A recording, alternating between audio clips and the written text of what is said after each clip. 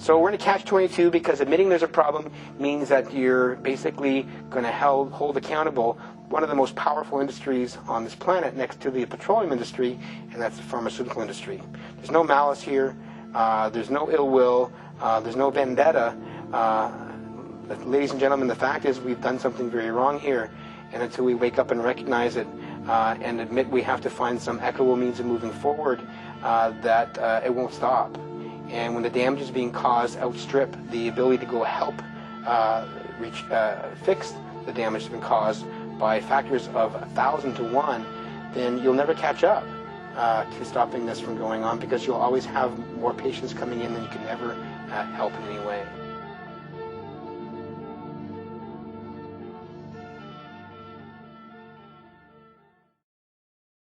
When were you and Margaret Hayden and Monsieur Lambert dismissed?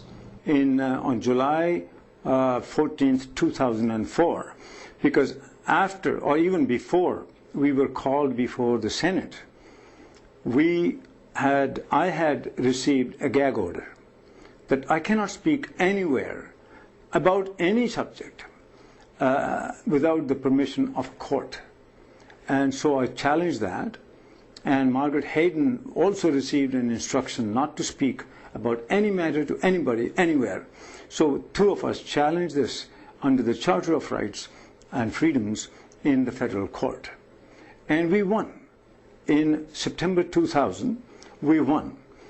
The court ruled that not only did we have the right to blow the whistle, we actually had the obligation as public service officials to blow the whistle in matters relating to public health and safety. So it was our duty to have done what we did. But if you were carrying out your duty, why were you fired in 2004, 4 years after that ruling? All three of us were fired simultaneously on the same day, while all three of us were on stress leave because they were now pressuring us to pass other drugs of questionable safety. And we were saying pressure on us is coming from the Privy Council of Canada, which means a series of prime ministers, ministers, deputy ministers, the whole Privy Council. They were being lobbied by the companies, and they were pressuring us to pass drugs of questionable safety. That was the issue. And so once the federal court decision came, then a decision was made to get rid of me and whoever stands by me. And ultimately, 4 of us were left. At one time, 200 scientists from Health Canada wrote that what Health Canada was doing was dangerous. It should not be done. It would jeopardize public safety. Nobody paid any attention. Millions of dollars are being spent to keep us fired, or at least delay a conclusion to it. Meanwhile, the drugs that we did not recommend to be approved have all been approved, and the public is now paying very heavily in health damages occurring to them through food. If all this continues, if our water is contaminated, water table has fallen, if our food supply is contaminated with hormones, antibiotics, antimicrobial resistance, cancer, all these things are happening. I think time has come that people took this matter in their own hands.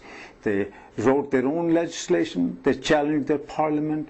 They're going to have to put a stop to it.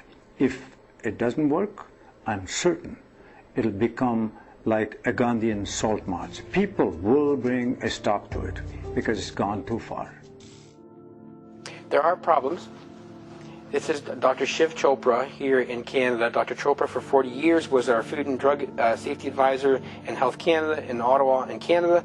And unfortunately, he as well, who was there for the past 40 years, has whistleblown on many things that society puts out there. And he recognizes that, unfortunately, much of the system has been subverted by corporate interests who are more intent on maximizing profits rather than concern for public safety.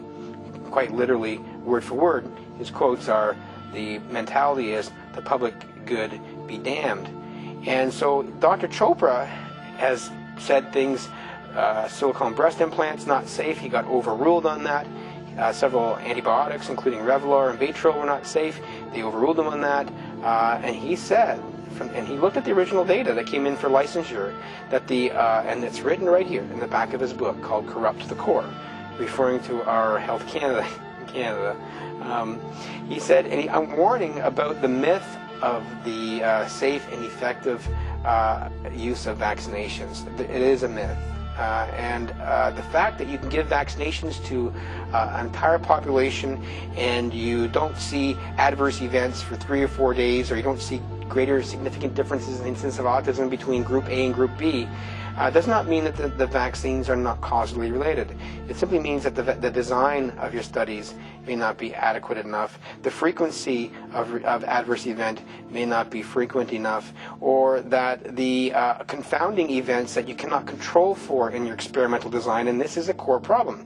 There are multiple features and things in the environment, including even the way we are actually cleaning our water in treatment plants, which also uses aluminum. There are many things out here that leads to an additive effect, and all these additive adverse effects, including the vaccinations as they're currently constituted, leads to this problem of sludging of the blood and all of human disease that covers the entire range of pathology from infancy to adulthood. And this has been known since the early 1930s, and all the evidence you'll see with your own eyes in these videos. Dr. Chopra, unfortunately, by whistleblowing, was fired from Health Canada, along with 3 other Food and Drug Safety Advisors, because basically the system felt it was easier to get rid of these individuals than to deal with them on a day-to-day basis, because by and large, it's an unfortunate reality of contemporary society, is that in order to maximize profits in the name of fair competition, the corporations, and by and large, have usurped much of the safety checks and balances in society. And if they want something done, they get it done. And vaccines is something that they get done. And a new product comes out, it's out to the market quick, market, and anything blocking your way there, it's kind of like a football game. We are kind of like the small A-League team, and you've got an NFL team, which is the big vaccine manufacturers, and they'll flatten the entire playing field, and they'll level the playing field and turn it all to their advantage. And unfortunately, advantage for that side is financial and profit, and the disadvantage on our side is our health and wellness.